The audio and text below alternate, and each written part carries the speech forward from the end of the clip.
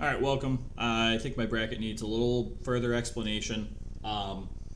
First off, as I said in the prior video, I'm a Bruins fan first, but I'm also a Wild fan. So there may be a little bit of bias involved. I wasn't trying to have a whole lot of bias. I kind of mapped it out methodically, but nonetheless, I do cheer for the Wild. Might be a little biased, so I do apologize for that. Trying to be as unbiased as possible. So, essentially, I have this board with logos, all the playoff teams, separated into three tiers. The first tier, being this top thing, I think you can make a really strong case for any one of these teams making a playoff push. I debated having St. Louis in there. I don't know that they necessarily have what it takes, but if their goaltending pans out, I think you can make a good case for St. Louis as well.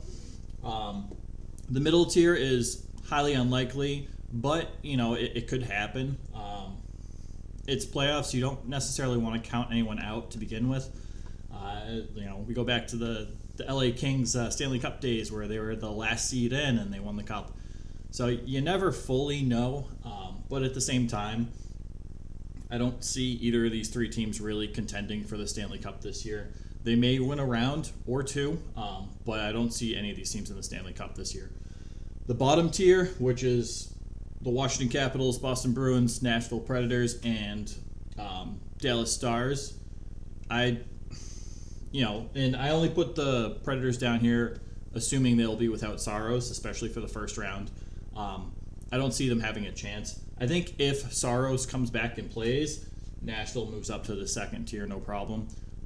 But at the same time, it would be one of those fantasy runs, those excited runs, whatever you call it, the underdog run. So getting into the Wild and how their bracket would pan out, they'll play St. Louis in the first round, and I think that might be their toughest test. But I think the Wild have more structure. I think their goaltending is a little stronger. They have Fleury, who has a lot of playoff experience, and Talbot's an all-star this year. Went through a downslide, but has been playing well. We'll see who starts, but if somebody doesn't pan out, they can just throw the other one in. They don't have an issue, whereas Husso in St. Louis has kind of been struggling as of late. And Binnington hasn't looked like Stanley Cup Binnington. He just hasn't. So we'll see. I think the Wild have more physicality. They have more structure. The Blues have defended well for the first half of every matchup the Wild and Blues have played this year. And then the Wild will come back and score in the second half of the game. So it'll be tough. The Wild have not beaten the Blues this year.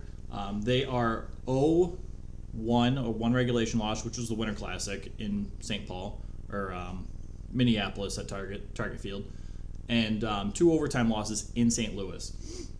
So one, that tells me the Blues haven't played in St. Paul, Minnesota. They not this year anyway. The atmosphere is incredible there, and the Wild have been unbelievable at home. Home ice advantage will be huge for the Wild. And two, playing in St. Louis, they've brought both games to overtime. They've shown they can compete. They've shown they can play, and they've built up their team a bit since then and started to kind of gel. Jacob Middleton has really formed into this excellent, reliable defenseman. He's gotten chemistry with Spurgeon. He has a line mate now, so all these little things kind of add up. So I'm taking the Wild over the Blues in that. Next matchup would be against Colorado. I think Nashville's going to just beat the poop out of them. They're not going to beat Colorado, obviously, in the first round, especially without Saros. I'm not predicting that. But they're going to come in. They're going to be a little beat up, a little tired. As Minnesota might be, but not to the extent as if they were playing Nashville. Nashville has big bodies. They hit. They fight. They play a physical defensive brand of hockey, and it's fun to watch. I enjoy watching Nashville Predators games because of that. But as a result, I don't think Colorado will withstand the Wild physicality as well through that second round. The Wild are 2-1 against Colorado this year. Last game, you can say it's a wash. You can say they'll be, because it's the last game of the season and Colorado was resting their players. But the Wild have looked good against Colorado, and that one loss, they got into a lot of penalty trouble, and they've really gotten that under control, and they can keep up with the Avalanche. So I'm picking the Avalanche to drop out against the Wild. I've seen a few brackets, and a lot of people have the Avalanche losing in the second round, if not the third round. So we'll see. My pick's for the Wild for that series. Calgary, though, is definitely going to be the toughest. They're 1-2 against Calgary throughout the regular season. 2 of those losses were blowouts, but as someone kindly mentioned in the comments section, that was before the Wild bulked up and started to address their physical issue. They were getting bullied. It's plain and simple. They were getting bullied. Their goaltending was a little inconsistent. They went out and got Fleury. I don't know. At this point, you can make a case for any of the Final Four teams. This will be the Western Conference Finals, Flames, Wild. Again, I think the Wild have that a little extra bit of scoring. I don't want to say the Flames are bad at scoring, but the way Sutter coaches is it's very defensive first and then let the scoring come. And they've figured out how to play to a system and win and score. But the Wild's offense is just high octane, high power. They have 3 lines with 2 or more 20-plus goal scorers. I think the defense will come into play. Obviously, it depends on Talbot and Fleury if they perform in the playoffs like we know Fleury can. We'll see what happens with that. If the Wild do not progress to the Stanley Cup Finals, my hunch is it's mostly based on goaltending. Talbot's been great, but he can be up and down. He can get hurt every once in a while. And Fleury has looked okay.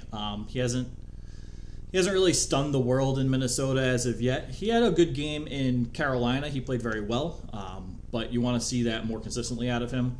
So we'll see. But assuming the goaltending in Minnesota is good, which I know is a bigger assumption because Calgary's goaltending is solidified. Even Vladar is a backup, I really like him a lot. Calgary will be fine for goaltending. But, goaltending for the Wild is up to par, and it probably should be if you're getting to the Western Conference Finals. I'm taking Minnesota over Calgary. That is going to be a great matchup to watch. It's going to be very physical. I hope that matchup happens. That would be great. And then in the Stanley Cup Final, it's kind of a crapshoot at that point. Partly, I'm just taking the Wild because they're very well-rounded. They do have Fleury in net. They can play a very physical brand of hockey. And their coaching is excellent. And no shade to Andrew Burnett in Florida. I love Andrew Burnett. He used to be a Minnesota Wild player. Great player. I like him a lot as a coach, too. But Dean Edvinson is just on this whole other level that a lot of coaches aren't on. And I have the utmost respect for that, and I think that would also be a slog of a battle for Minnesota. But, Florida hasn't played great of recently, and anything can happen. I think in terms of the physicality, the Wild have the edge. And I think in the playoffs, it makes a much bigger difference than a regular season game. So that's kind of my sum up. Like I said, take it with a grain of salt, and I'm almost always wrong when it comes to playoff NHL brackets. You can make a good case, like a really good, solid case for any of these teams. So, like I said, anything can happen. We'll see what happens. So, I kind of want to go over the teams that I don't really consider to be contenders. Capitals, they were the last wild card team. They're good, but they're aging. You don't really know who's going to be in net. I like Vanacek, but Sorokin's their big young prospect. Goaltending's kind of been a concern. We'll see. They're all right on the back end. I think there's a little hole on that third line defensive pairing that they really should beef up. Their physicality is all right. You got Tom Wilson. You got Garnet Hathaway, who's just the biggest pest. He's such an annoyance. The Bruins don't have offense. I'm sure Ullmark will be fine in net. Ullmark's getting the start over Swayman. Allmark's not. I'm sure Swayman will be fine. I'm not too concerned about their goaltending or really their defense. Their defense, I wouldn't say their defensive pairings are elite, but they're good and they have a lot of depth. Their forwards really help with their defensive play, but you need your forwards to score too. Scoring's a bit of an issue. I think Carolina can outscore the Bruins. I don't see the Bruins getting out of the first round. I think they win a couple games. They might win 2 games because of their strong defensive play and because they're tough to play against. And they've shut down other playoff teams by playing good defense. But we'll see. I don't think the Bruins are a serious contender at this point. And the Stars, they're not a playoff team. They're good. They have a lot of young players, a lot of potential. But you need production from guys like Sagan and Ben. You need the physicality to really put them over the top to be a competitor for the Cup. And I don't think they have that, especially if they're going up against Calgary, a team who can play physical, who can play defense, who has one of the best goalies in the league, who has a bunch of 40-goal scorers. You know, you got Gaudreau. Well, I don't think Gaudreau hit 40 goals, but you got Tkachuk and all the other guys. Moving into this tier, Pittsburgh was tough. I put them in this tier. Their core is aging.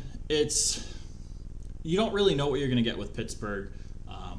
Obviously, some of these players are great. You know, Crosby still looking great. Jari, I don't know if he's going to play or not. I don't know what his health scenario is.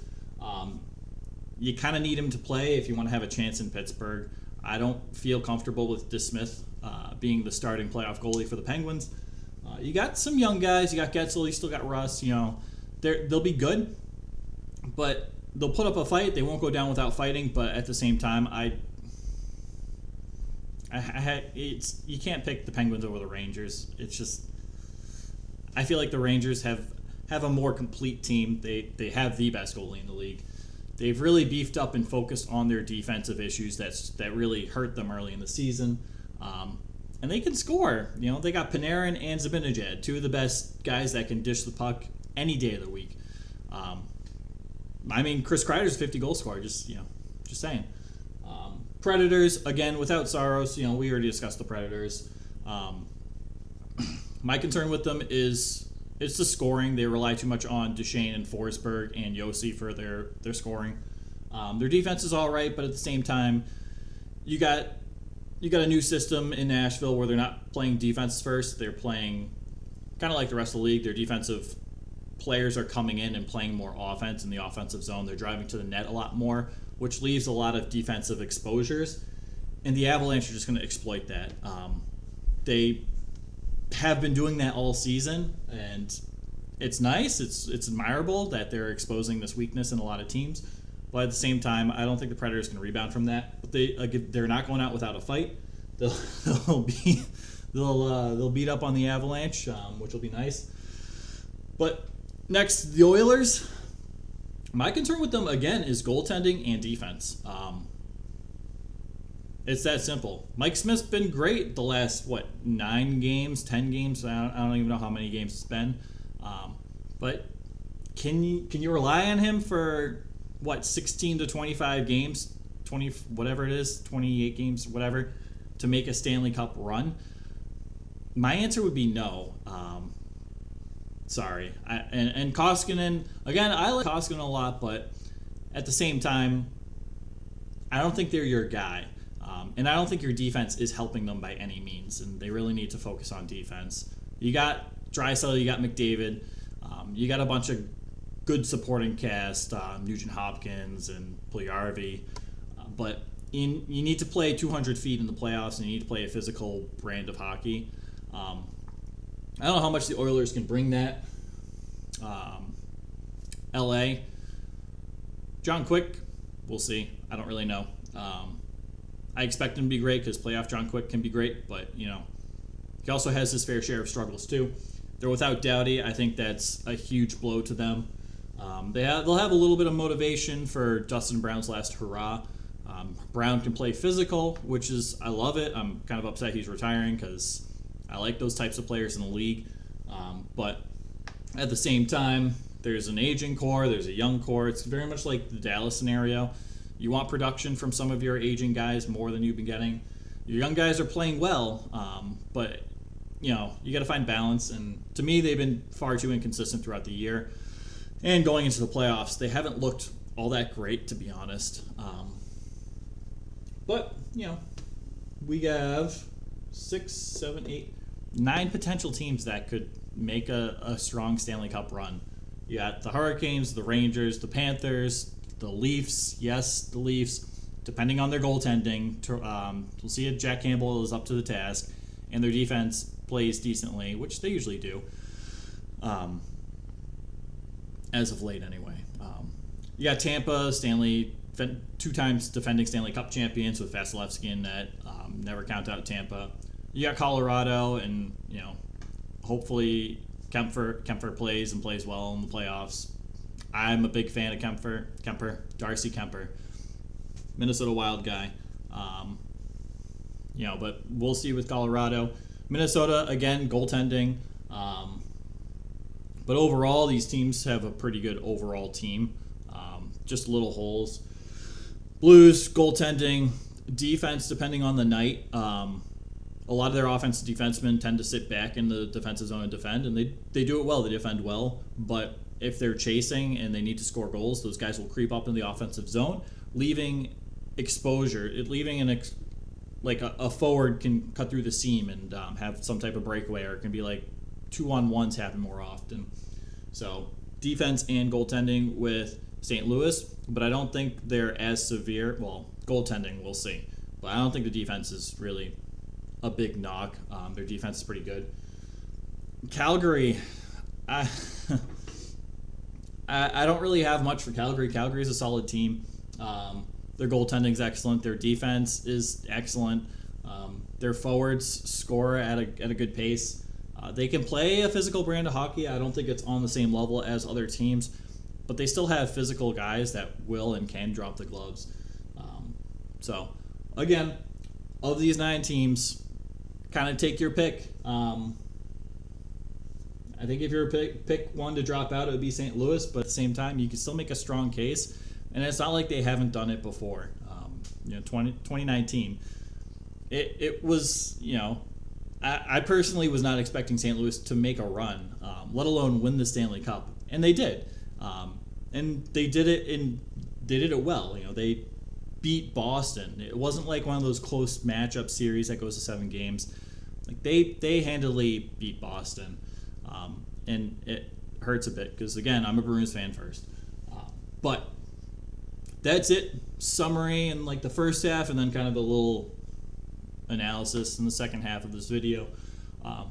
Thanks again for watching, guys. I appreciate it. Please, if you disagree, I also appreciate it. Drop me a comment. I love reading these. Whether you're trolling or not, I don't really care. It's all fun. It's not like this channel is relying on views and comments to make profits and stuff. I don't make money off of this, so please, let's have at it. Good hockey talk. All right, that's it for this. I really need to start cutting down these videos. If you made it this far, I appreciate you, and take care. See you soon.